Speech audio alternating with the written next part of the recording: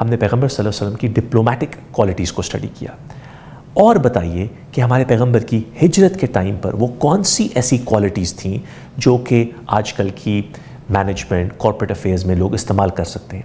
Adaptability, agility, decision making بھی ایک ایسا ایٹریبیوٹ ہے جو آج کل کی دنیا میں بہت ضروری ہے. اس کے بارے میں before we talk about adaptability and agility, آپ نے خود ایک بہت زبردست کوالٹی کے اوپر ٹچ کیا. آئی تھنک پہلے اس کے اوپر بات کر لیتے ہیں، پھر اڈیپٹیبلٹی اینڈ ایجلٹی کے اوپر آتے ہیں. Choosing the right people for the right task. اور اس میں جو ایک اور کوالٹی آپ صلی اللہ علیہ وسلم نے ایگزیبٹ کی وہ تھی ڈیلیگیشن اینڈ امپاورمنٹ کی. آپ صلی اللہ علیہ وسلم نے وقت کی مناسب جو بندہ اس کام کو کرنے کا سب سے بہترین اہل تھا اس کو چوز کیا، اور پھر اس کو وہ ٹاسک ڈیلیگیٹ کیا اور اس کو کمپلیٹلی امپاور کیا. اب ڈیلیگیٹ اور امپاور سے مطلب کیا کہ اس کو بتا دیا کہ یہ تمہارا کام ہے، تم نے اس کو کرنا ہے. اور امپاور کرنے کا مطلب کہ اس کام کو کرنے کے لیے جو کچھ ڈیسیجن میکنگ ہے وہ تم نے کرنی ہے. اصول بتا دیا کہ اصول کیا ہے کہ سب سے پہلے اللہ کے احکامات کو سامنے رکھنا. اگر وہاں نظر نہ آئے تو رسول اللہ صلی اللہ علیہ وسلم کے احکامات کو سامنے رکھنا. اگر ان دونوں میں نظر نہ آئے تو پھر خود اجتہاد کرنا اللہ اور رسول صلی اللہ علیہ وسلم کی بتائی ہوئی تعلیمات کے مطابق. ٹھیک، ایک لے آؤٹ فریم ورک دے دیا اور امپاور کر دیا کہ اب آپ نے جا کے اس جو ٹاسک آپ کو دیا ہوا ہے اس کو کرنا ہے.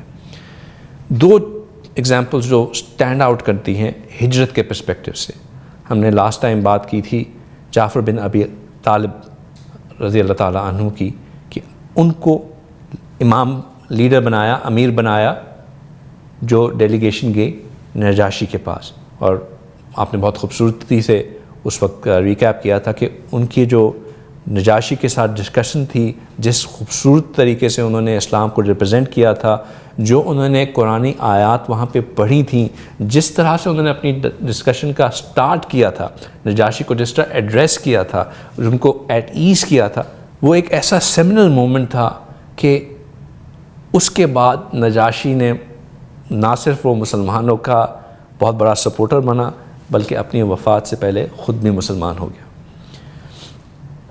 ایک اور ایگزامپل جو ہجرت کے پرسپیکٹو سے، کیونکہ ہم ہجرت کی بات کر رہے ہیں، ہمارے سامنے آتی ہے، وہ آتی ہے مصعب بن عمیر رضی اللہ تعالیٰ عنہ کی. مصعب بن عمیر رضی اللہ تعالیٰ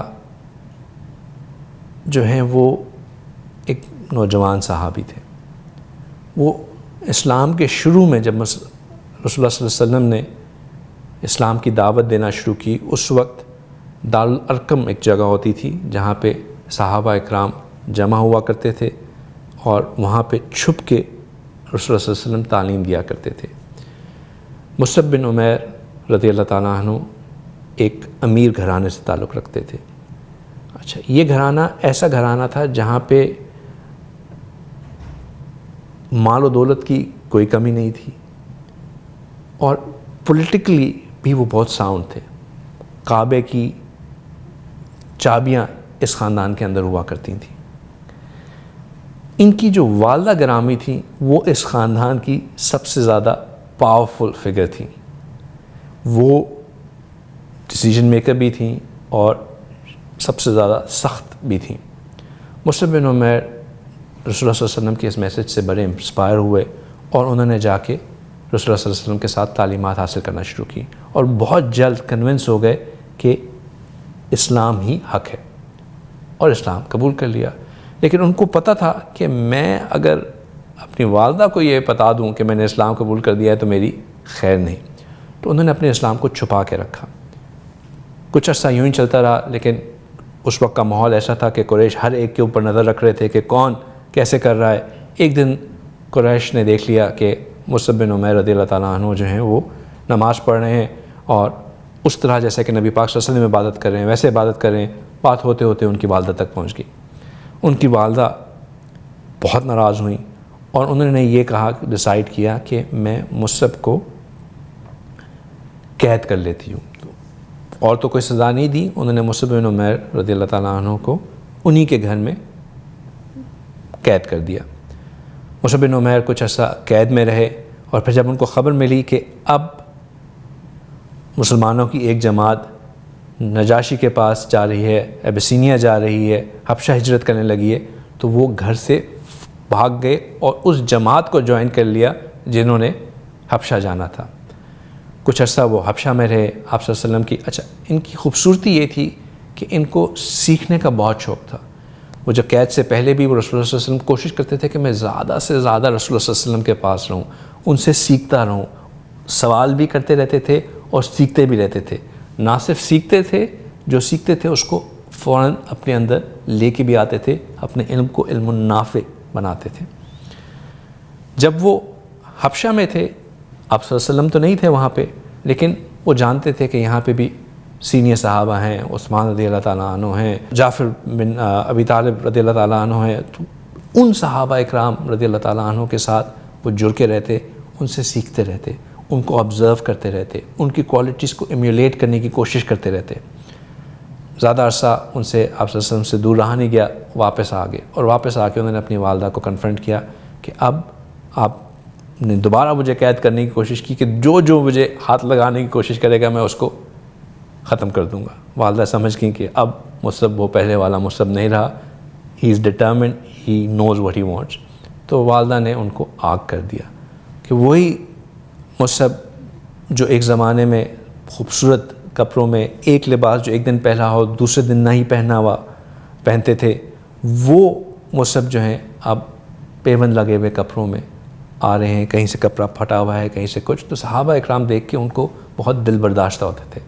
آپ صلی اللہ علیہ وسلم نے ایک دفعہ ان صحابہ کو تسلی دی کہ تم دل برداشتہ نہ ہو، یہ تو بہت عارضی چیز ہے، بہت جلد ایسا وقت آئے گا کہ تم صبح پہنو گے وہ شام میں نہیں پہنو گے، جو شام میں پہنو گے وہ اگلے دن نہیں پہنو گے۔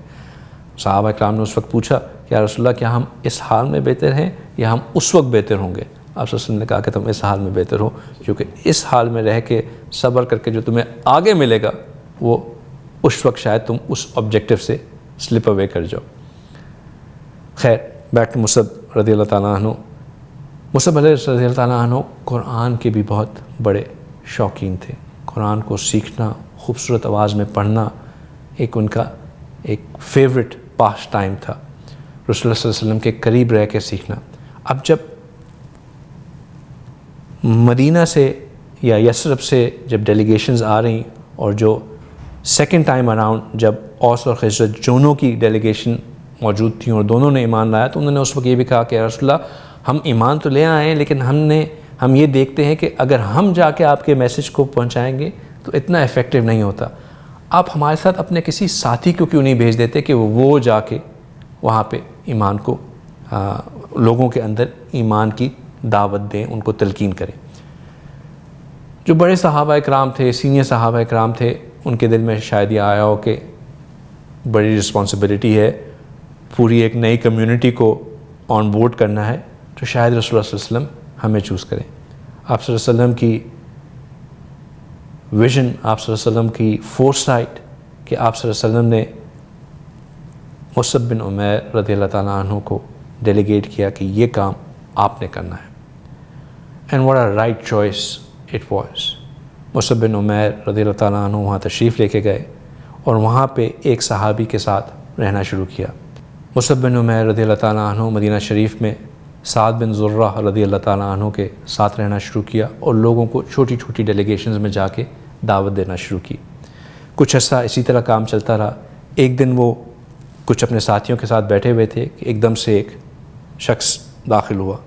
سعد بن زرہ رضی اللہ تعالیٰ عنہ نے کہا کہ مصعب اب خیر نہیں، ٹو دی افیکٹ انہوں نے کچھ ایسے الفاظ کہے کہ اب خیر نہیں، یہ جو آ رہا ہے یہ بہت سخت انسان ہے۔ وہ جو تشریف لا رہے تھے وہ تھے اسید بن خدری رضی اللہ تعالیٰ عنہ، جنہوں نے ان کے ہاتھ میں ایک نیزہ تھا اور وہ یوں چلتے ہوئے آ رہے غصے کی حالت میں۔ انہوں نے کہا کہ پوچھا کہ تم لوگ یہ کیا کر رہے ہو؟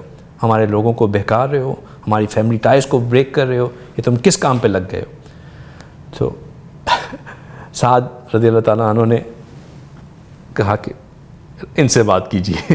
تو مصعب بن عمیر رضی اللہ تعالیٰ عنہ نے بہت ہی حکمتانہ انداز میں کہا کہ آپ تشریف رکھیے، سے میری بات سن لیجیے، اگر آپ کو میری بات پسند آ گئی تو بہت اچھا، اگر نہیں آئی تو میں یہاں سے چلا جاؤں گا۔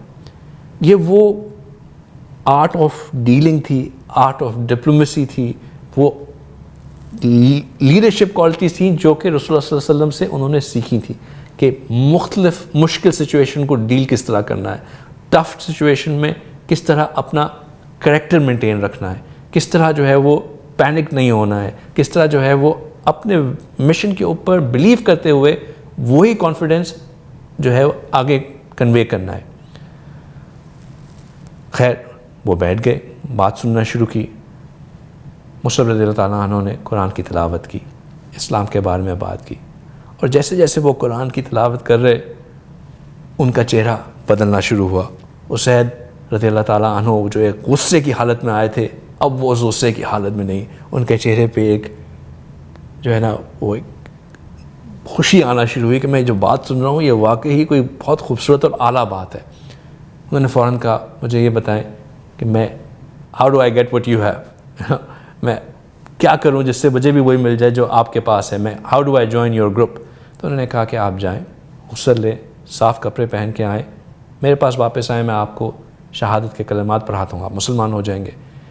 وہ فوراً گئے اور اتنی جلدی میں واپس آئے کہ ابھی ان کے بال بھی خشک نہیں ہوئے تھے. انہوں نے آ کے شہادت کے کلمات پڑھے اور کہا کہ دیکھو مصعب, اگر تم چاہتے ہو کہ تمہارا کام آگے بڑھے تو ایک اور شخص ہے, اس کے پاس آ جاؤ. انہوں نے کہا ٹھیک ہے, ان کے پاس چلتے ہیں. وہ تھے سعد ابن معاذ رضی اللہ تعالیٰ عنہ. Saad ibn Muaz, young man 31 but a leader of his clan. Saad bin Muaz رضی اللہ تعالیٰ عنہ کے پاس گئے. انہوں نے ان کو بھی اسی طرح کہا کہ دیکھیں میں صرف ایک بات کرنے آیا ہوں, آپ کو کنونس کروں گا, اگر آپ کو میری بات سمجھ میں آتی ہے آپ مان لیجئے گا ورنہ میں چلا جاؤں گا. سیم پروسیس, سعد رضی اللہ تعالیٰ عنہ نے بھی بات سنی اور فوراً اسلام قبول کر لیا. سعد رضی اللہ تعالیٰ عنہ نے کہا, یہ سعد ابن معاذ رضی اللہ تعالیٰ عنہ ہے. انہوں نے کہا ایک اور شخص ہے, اگر تم ان کے پاس لے جاؤ تو وہ تمہارے لیے سارے دروازے کھول دیں گے. وہ کون تھے؟ وہ تھے سعد ابن عبیدہ رضی اللہ تعالیٰ عنہ. وہاں چلتے ہیں, وہاں جا کے سیم تھنگ. اب جب سعد ابن عبیدہ رضی اللہ تعالیٰ عنہ بھی اسلام لے آئے تو پھر ان کے نیچے جتنے بھی لوگ تھے وہ سب کے سب اسلام میں آ گئے. یہی وجہ بنی کہ مصعب ابن عمیر رضی اللہ تعالیٰ عنہ جو کہ 8 یا 12 ساتھیوں کے ساتھ مدینہ شریف گئے تھے, اگلے سال جب حج پہ آئے تو اپنے ساتھ ایک بڑی ڈیلیگیشن 80 مرد عورتیں بچے اپنے ساتھ لے کے آئے. یہ عمر ہم بات کر رہے ہیں رسول اللہ صلی اللہ علیہ وسلم کی لیڈرشپ کی, بٹ لیڈرشپ کی ایک کوالٹی ہوتی ہے ٹو کریٹ لیڈرز. یہ ان کی اس کوالٹی کی ریفلیکشن ہے کہ انہوں نے مصعب بن عمیر رضی اللہ تعالیٰ عنہ میں ایک ایسا لیڈر کریٹ کیا, ایک ایسے انسان تیار کیا جس نے ایک نئی انوائرمنٹ میں جا کے through his good character, through his up rightness, through his good moral conduct and of course the profound message that he had, اس کے ذریعے وہاں کے لوگوں کو from 0 to 100% کنورژن کر دی. ہمیں اس سیریز میں بہت ساری ایسی ایگزامپلز دیکھنے کو مل رہی ہیں جن کے ساتھ ایک انسان نے بہت سارے لوگوں کا دل بدل دیا. ان کو کیسا بلیف ہوگا اپنے اوپر, اپنے میسج کے اوپر اور اپنے لیڈر کے اوپر کہ وہ اتنے کانفیڈنس اور پازیٹیوٹی, آپٹمزم کے ساتھ یہ میسج پھیلا رہے تھے. ہمارے پیغمبر صلی اللہ علیہ وسلم نے ایسے بہت سارے لیڈرز کریٹ کیے. سو ڈیلیگیشن اور امپاورمنٹ یعنی choosing the right person for the right job, کسی ایسے بندے کو سلیکٹ کرنا جس کو وہ سکلز بھی آتی ہوں اور وہ ایمیولیشن یعنی اسی طرح اپنے آپ کو اس معاملے میں ڈھانپ بھی لیں, یہ بہت کرٹیکل ایٹریبیوٹس ہیں. ہماری ڈے ٹو ڈے لائف میں, مینجمنٹ میں, بزنس میں یہ وہی کوالٹیز اور ایٹریبیوٹس ہیں جن کے ساتھ ہم اپنے بزنس کو بھی سکسیزفل کر سکتے ہیں اور جیسے کہ ہم نے پہلے ذکر کیا اپنی زندگی میں اور اپنی آخرت میں برکت بھی لا سکتے ہیں.